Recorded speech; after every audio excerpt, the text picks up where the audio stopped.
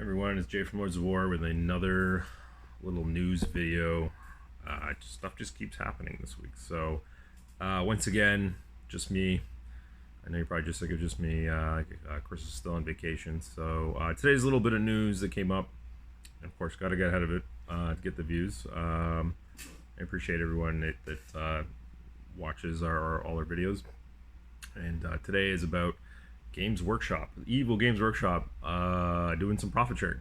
So some news has already come out. Basically, they had I don't know what the exact number was. They read something around 11 million pounds. I don't know what that comes out to, 20 million bucks, something like that, Canadian, in maybe 18 or something, in profits that they are giving back to the employees. So they're sharing it with the employees. So does that mean, I think they have 1,500 employees, does that mean that everyone's getting, I don't know, whatever that came out to, 7,000 pounds or something? Probably not. There's probably degrees. Certain managers might get bigger bonuses than others, things like that. But I think it's just important to touch on that. That this is stuff that not every company does.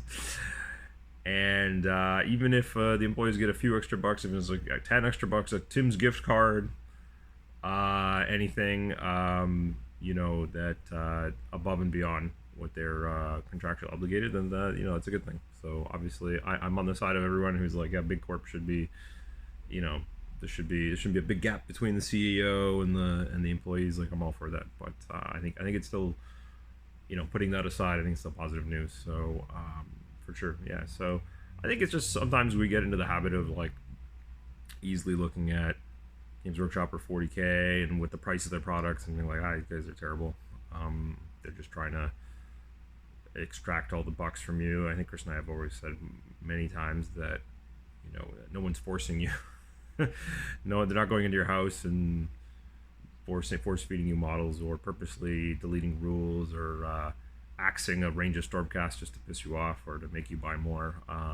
Ultimately, it's your choice to collect the models, paint the models, play games with them if at all.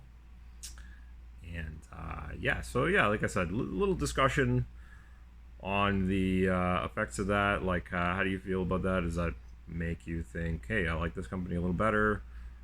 Just from my own perspective, from having worked for them, although this was a long time ago, when I say I worked for them, it was 15 years ago.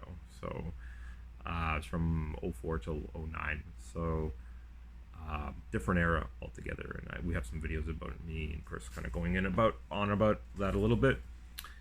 And at that time, I never really felt like it was a bad workplace. I was never treated unfairly or anything like that. Although the pay wasn't great, it was a retail job. I never expected the retail job to pay super well. It paid fine. It's not like they ever paid below min wage, or it wasn't a commission job. There's no, extra bucks made if you, like a commission type of structure where if you hawk more boxes, you'll get a little bit more. Although over the decades, they have just from anecdotes by Chris or some of the current managers that they've kind of come and gone with their bonus pay structure. So they've had things. They've had stock options. You could buy even a part-timer. I know one guy in particular, just a customer of mine. He kind of bought into it's like a 3-year thing. You put a little bit of money into their stock, like if they deduct it from your pay, and then it matures and then you can cash it out. I think he made like 30 grand or something like that. So something he told me he was able to basically down pay on his house just by that, because he hit the ramp at the right time. Their stock went to the moon over COVID. So these are all things that you maybe don't expect from Papa GW. You kind of if you go by the internet, you always assume that it's just this terrible place or whatever. I would say they're not worse. They're not. I don't know. I wouldn't say maybe there's some other companies that are incredible, but I would definitely not put them in the worst bracket. Yeah, when I worked there, I don't remember if there was. I think there were small incentives. Again, because I wasn't full time, it wasn't like I didn't. There wasn't as many options. But I do know, actually, even as a part timer, I did have some coverage like dental and eye care. I for a small amount, I got. I don't know what it was. It covered a couple visits a year, nothing crazy, like some maintenance. But I remember at the time people being like, some of my peers that worked in other retail and part-time jobs, they were like, we don't get any of that. So yeah, they've always been decent for that end. Now, I mean, some of the you could argue some of their product decisions are can be have some head scratchers, whether you're upset about them releasing a certain thing or taking a certain thing away. I think that's a more you have to be in business. You have to detach emotion a bit more, and I think sometimes people forget because they're a toy company. They make models, but the ultimate goal, obviously, is to make money, and they're gonna make decisions with the products based on like lots of detailed information, algorithms, whatever. They try and figure out how they can obviously maximize that part. Something else in the article that let's see if I can paste it in the bottom. It's from like a local, like a Nottingham news. So that they're in Nottingham. That's where they're based. So there was I guess the local news there. That obviously gives Aircraft probably a major employer there, and they because I think this info will be more public. Usually the financial report for the end of the year is July, like another month from now, and they kind of put all the paperwork together. It's not a small, it's like 80 pages or something. So there's a few critical pages with numbers on it, but then there's a bunch of just like dry stuff. But in addition to the profit sharing, they have also gone in and talked about a little bit on the plans to continue expanding the company. So I think they want to add like a third or fourth factory on the parcels of land that they have around them that they own or plan to buy. Increase capacity, so that's a good thing. I kind of always knew from previous years' reports that was a thing. I didn't know how long it was. It sounds like there's a target date of like spring 2026, a couple years from now. So what will that mean? That'll mean more minis, hopefully on time, better restocks.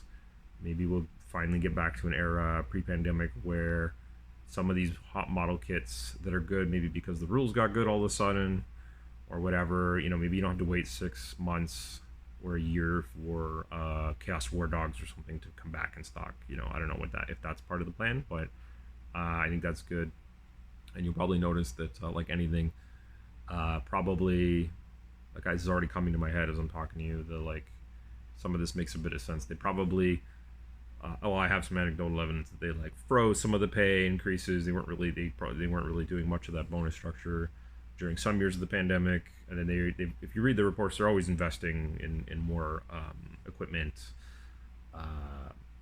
model making capacity, etc. So it looks like they've kind of paid for a bunch of that already, and now they're able to reward the staff that have hung on through the thick and thin. So yeah, I don't know. Overall, what does it mean for me as a store? I don't know. Not a ton. I don't get any of that sweet profit sharing, but I guess it just tells me that they're obviously in a healthy position. So whatever doom and gloom you can think of, whatever conspiracy theories, tinfoil hat stuff you can think of, doesn't seem to be a problem for them. They're going to continue to make cool models. They're going to continue to make new additions, make tweaks, changes, find out what works to keep their lineup growing, adding more trade accounts, etc. So yeah, give your comments, give your ideas. Does this matter to you? Does this change your mind about the company at all?